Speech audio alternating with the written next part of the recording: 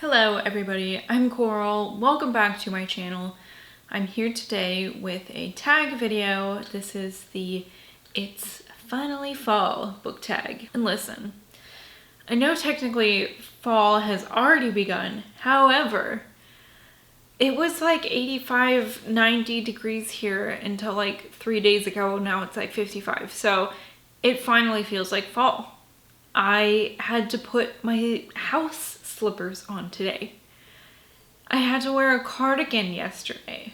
So this is a tag video. The original tag was created by a channel called Tall Tales, and it looks like they don't have any videos on their channel any longer. So first prompt, first question, I guess.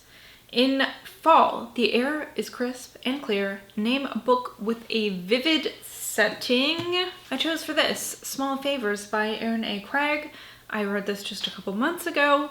It is a book with a great vivid setting. This is about a small village surrounded by woods. This is in a fictional place, obviously, but it's not the modern world where we have modern things such as cars and phones. So, you know, they're quite a ways away from the other villages in their area, and they're surrounded by woods, and the woods are very creepy, so people don't like to go in the woods. And it really reminds me of The Village meets Needful Things. It was a really great book with it just had really great imagery. I think Erin Craig has a great imagination and a really beautiful way of writing that down. So this was a great book. Next prompt. Nature is beautiful, but also dying. Name a book that is beautifully written, but also deals with a heavy topic like loss or grief. Well, hello, and wouldn't you know it, I'm talking about Crossroads by Laurel Hightower again. It just keeps coming up. I can't, you know, you ask me a book about grief and loss, and this is what comes to mind. This is the perfect pick for this. This is about a woman who has recently lost her son in a car accident, and it really goes into what you would give away, what you would sacrifice to see your loved one again. And it is heavy, it's beautiful, it doesn't make you feel good, and it's great. Number 3, fall is back to school season. Share a nonfiction book that has taught you something new. It was kind of hard for me to pick something for this prompt, but I chose Bully by Jim Schutze. This is a true crime book, and what it taught me is that sometimes the things that happen in real life are much more strange than fiction. This book is absolutely bananas. I cannot believe the cast of this story, and that these were real people, and that this was a real crime. And oh my gosh, even the beginning of this, before we get into the like real crime, it talks about the history of the police department who was working on this case and some of the misdeeds they've gotten into, and it's like, how can this be fucking true? This is so insane. So this is a great true crime book. If you've never read this, if you like true crime, I think that this is probably like my #1 book I'd recommend to true crime readers. It's just wild. It's wild. Okay, number 4. In order to keep warm, it's good to spend some time with the people that we love. Name a fictional family, household, or friend group that you'd like to be a part of. Clearly, I would love to be part of Cal's crew from The Final Empire by Brandon Sanderson.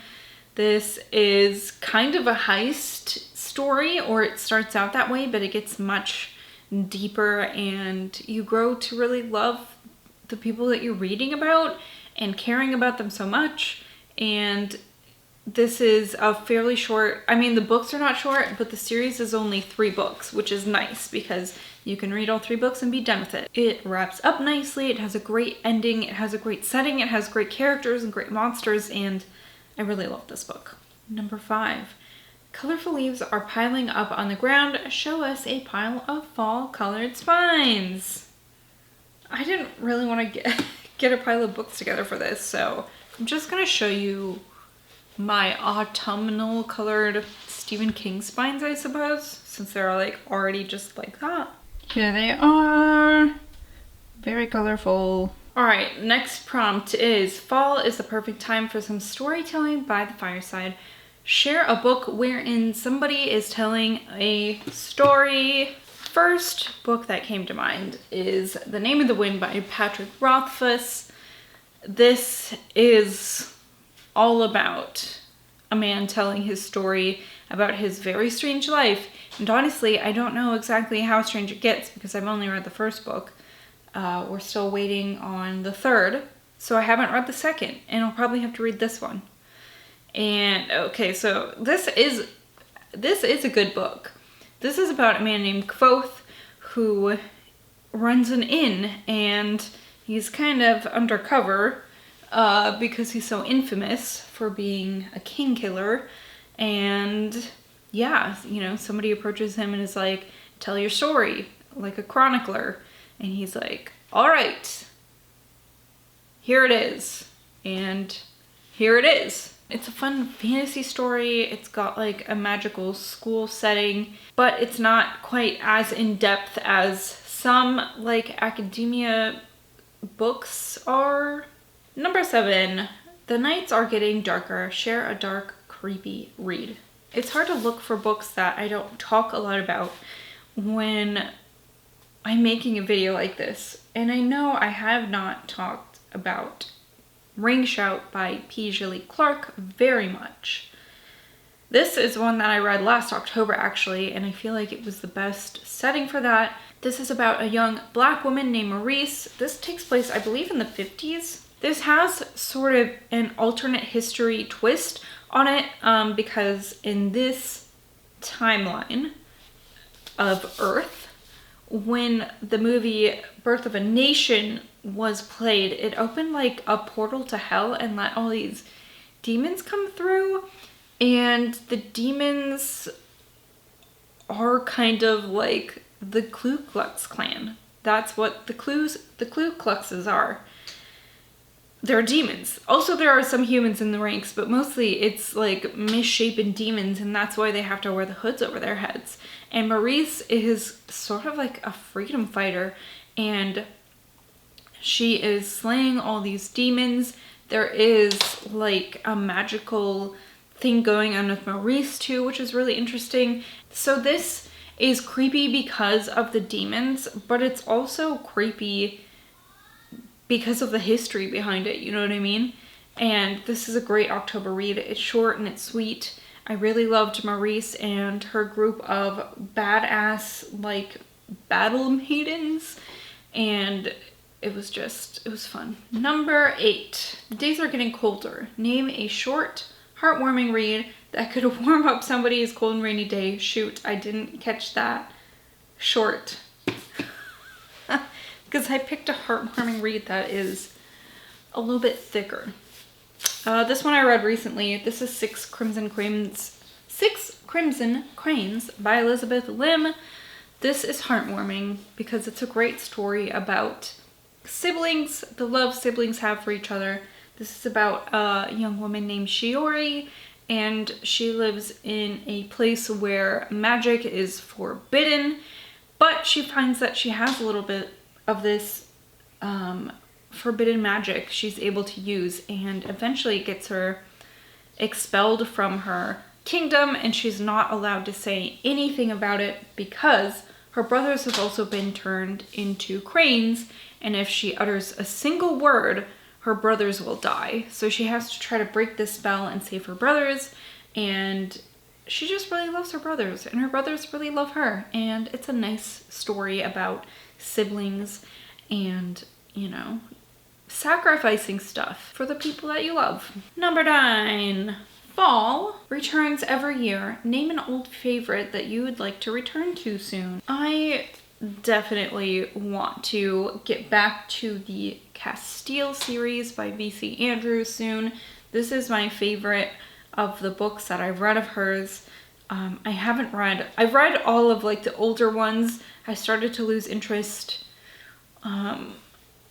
with some of the more recent ones, like the ones written in the 2000s and onward, sort of. They kind of lost their charm, I think. But I really fell in love with Heaven and her messed up family. I think that this isn't the first V.C. Andrews book that I read, but this is the first one where it was like the family saga that continues on for books and books.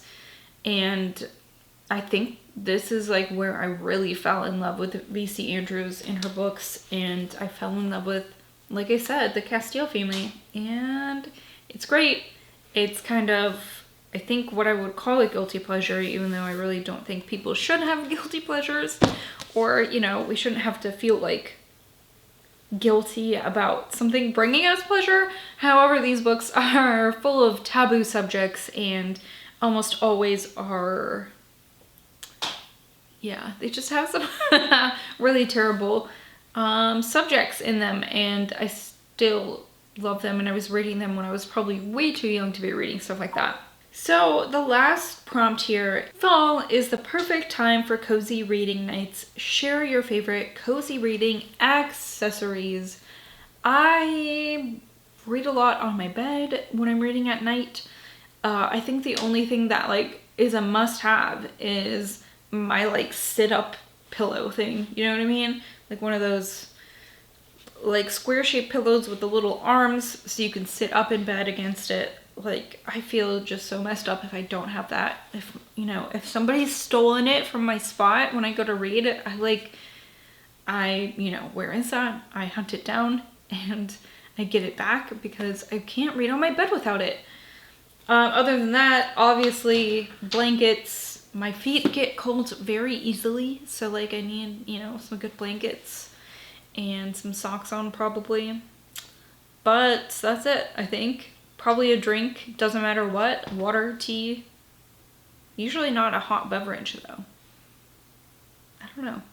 Anyways, that is the It's Finally Fall book tag. This also asks that you tag people. I just don't like doing that. I don't like putting people on the spot. I feel like I'm playing favorites. I don't like it.